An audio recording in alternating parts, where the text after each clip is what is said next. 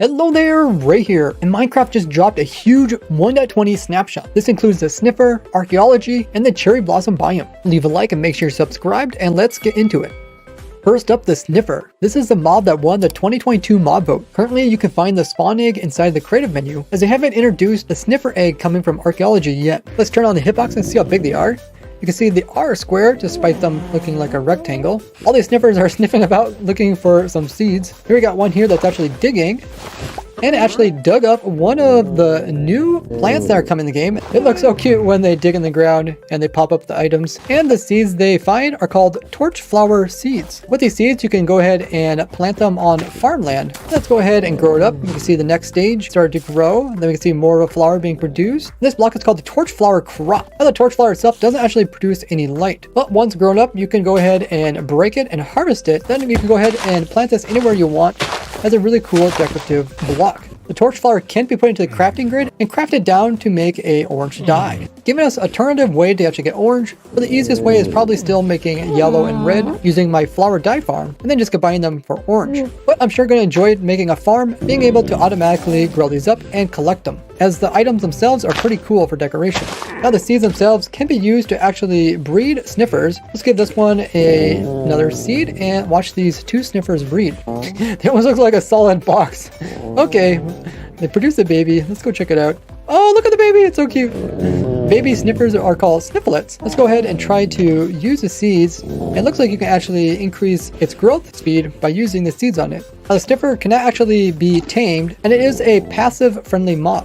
What other questions do you guys have about the sniffer or the plant? Speaking of sniffers digging up seeds, that can be planted for new decorative plants. We got a brand new leak. This leak comes from the Twitter account Roger Badgerman, the same person who leaked the 3 mobs for the Minecraft mob vote, and that we were going to get camels with 1.20. In the image, it's clearly in the game of Minecraft, and we can see there's 2 new plant-like blocks. This one over here almost looks like a pitcher plant, but it's not growing directly on the ground. Instead, it's growing on this piece of brown slab height block, which appears to be a piece of wood. It could also be like a small flower pot, because we are getting the new big pots, so it's possible that they made a really short one as a full block rather than our small flower pots. Or this could be like a planter's box, which is a wooden box that's usually filled up with the type of soil that the plant likes, as well as maybe some mulch on top. Because this is supposed to be an ancient plant, it is very possible that it needs a special type of environment in order to grow in the modern day. And because environments change over time, maybe it's no longer suitable to grow in our soil. Another possibility is that this is actually a chunk of wood, and this is actually a plant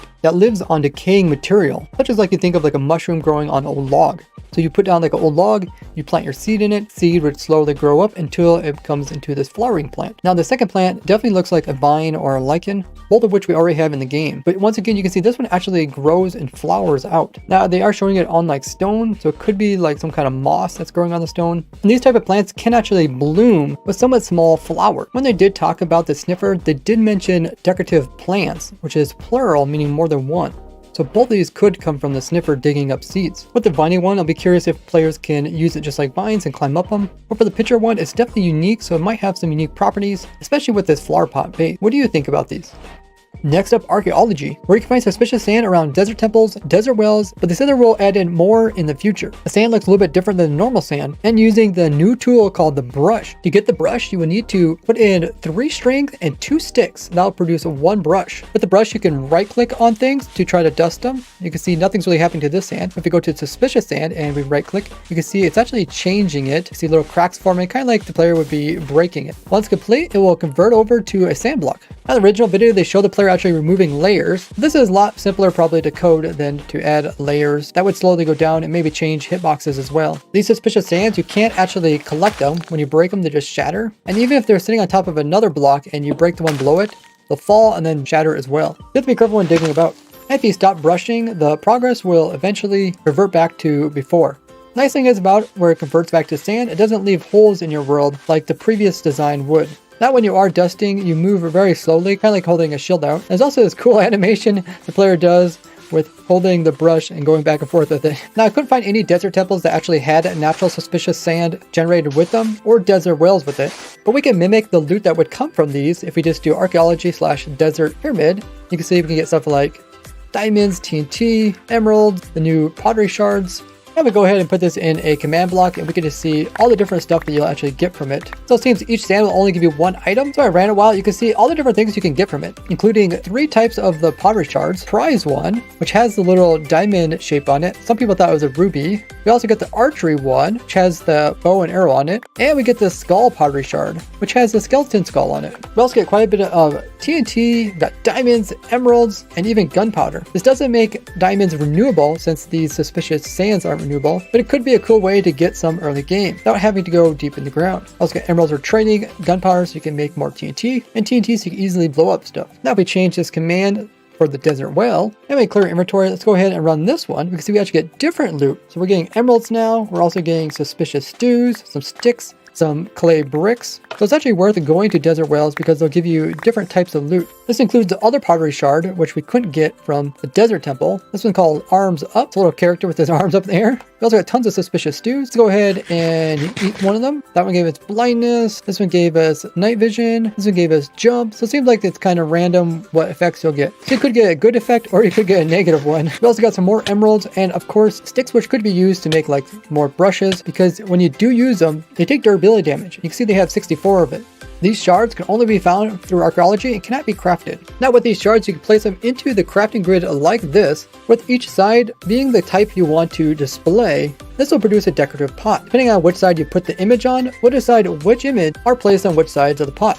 Notice that we use 3 skulls and a bow, and that's exactly how it turns out. We can also make a plain pot just by using normal plain bricks. You don't have to go doing the archaeology in order to get more of these pots. So this will make my clay farms more useful, as you need clay in order to get tons and tons of these. If you use your bare hand on the pot and you break it, it just instant breaks and you get it back as an item. But if you use a tool on them, it will shatter and it'll drop the pottery shards so you can craft it again if you want to. If you use silk touch on these, they will drop as an item. It's pretty cool that the shards are stackable, but the pots are not, as they do have special NBT tags for the individual ones. And it doesn't seem that you can place any items inside or any liquids. And as I predicted, these blocks are slightly smaller than a normal block, and when you stand on top of them, your player will just walk right through the mouth of the jug. Now originally they talked about finding the sniffer egg inside of chests in ocean ruins, but since it fits so well with archaeology, they probably switched over to finding it within there. They could still add archaeology to ocean ruins someday, but it seems like they scratched the idea of finding it within the chest. What questions do you have about this?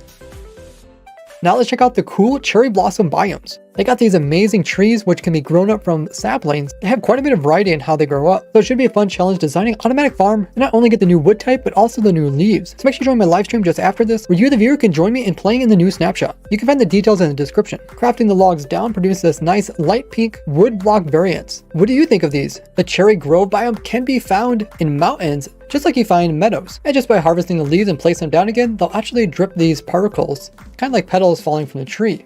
Besides all these cool cherry stuff, there is these new blocks that are on the ground. We go ahead and look at them with F3. They're called pink petals. And in survival, you can actually just break these off the ground and they look amazing. You can use these to then craft down or pink dye. And you can get more of this stuff just automatically by dispensing bone meal onto it. It's an easy way to make a pink flower farm. There's also different levels of it. So this is like flower amount 2, then there's 3, and then there's 4. And after that, it will give you extra. Bedrock Edition also got most of these updates like archaeology and the sniffer. They just didn't get the cherry blossoms. They also fixed some other bugs along with it. Java Edition finally got a parity similar to Bedrock Edition, where you can put disc in with a hopper and that will automatically go into the jukebox and play. But a hopper underneath doesn't take the disc out. So I should be able to update my automatic music disc sorter using this to make it a bit easier so the player don't have to put the disc in, they just have to remove them. They also added a feature which is in Bedrock, which is when a music disc has something inside of it, it will immediately power redstone beside it with a power strength of 15 no matter what type of disc. You can still use the old feature of having a comparator to read exactly what type of disc is inside of it. We also got a new thing we can summon in, which is interactions. These are actual entities in the game, kind of like our display entities, but these interactions will detect stuff like left clicks and right clicks. You can customize them about how big they are, what they respond to, what actual format they have, as well as they can be used in triggering advancements. Execute commands also work with them, so you can execute on the attacker or execute on a specific target. This is great for map makers so they can make interactive maps. Now I showed this cool trick where you could actually have baby camels get picked up in a boat, where the adults wouldn't be able to get picked up in the boat, and then you can just grow them up to have adults. So now if you try to grow up a baby inside of a boat, or it grows up naturally, you'll see the camel actually will get kicked out. Same thing for the horses, including mules and donkeys. So you can no longer have like the horse storage on top of the boat. So these are cool rares to collect before upgrading your worlds. Since 1.16, certain mobs, when they would fall into water while sitting, would cause the cat to sink. So now once again it will float. I used to actually use this trick to transport pets really far away. So now once again I can use it for cats, as you can just put it on a timer and then drop the cat in water and then it'll teleport to you rather than just constantly sitting, because the water makes the mob stand up. Since version 1.6, when it came to breeding horses, there was a problem that the baby horse was never able to actually exceed the stats of the parents. But this resolved, it's possible to get better horses by breeding two really good horses together. So start getting those OP horses. Blast protection armor will now also work for reducing knockback for players where it wasn't before. Creepers are supposed to flash kind of like TNT before they explode, and that wasn't occurring in the previous snapshot, so they reverted that as well. Allays will no longer stall when trying to come over to the player. You no longer have to worry about getting kicked from the server for flying just because you died on top of a horse or camel. Turtles naturally generate along beaches during world generation. The game sometimes put two passive mobs in the same block. This is actually causing problems with the turtles, and they're actually getting stuck, where they're constantly making walking noises. In a previous snapshot, they accidentally made it so when you die from a dripstone point, it was called a falling block, so they reverted it. This bug that's been in the bug report for quite a long time, where servers will show up as old, has been resolved. Drone's animation was a bit glitchy, so now it's smoother. Since 1.16, Elytra has been kind of jittery when turning, as you can see here. Now it's really smooth when you turn. They also fixed the Z fighting with boots, and on the new display text.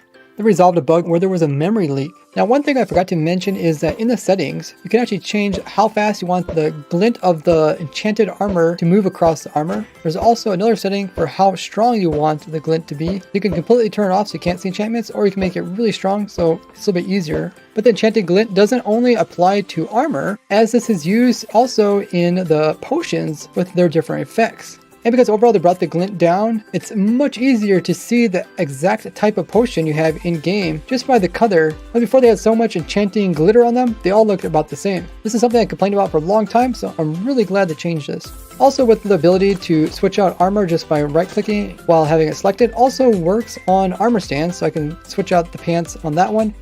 And I hold the other one and I can switch it back. This enchanted look is also reduced on the enchanted golden apples, but for these it's almost to the point where you can't tell the difference visually between the enchanted one and the unenchanted one. You can also see this on other items which have enchantments. It's a lot more subtle. Now join me in exploring the new snapshot. You can find the IP on my Discord, or get up to date on everything coming with 1.20 in this snapshot here, or this one, where I designed several new farms for 1.20. Thank you for watching. I'll see you guys in the next one. Bye bye!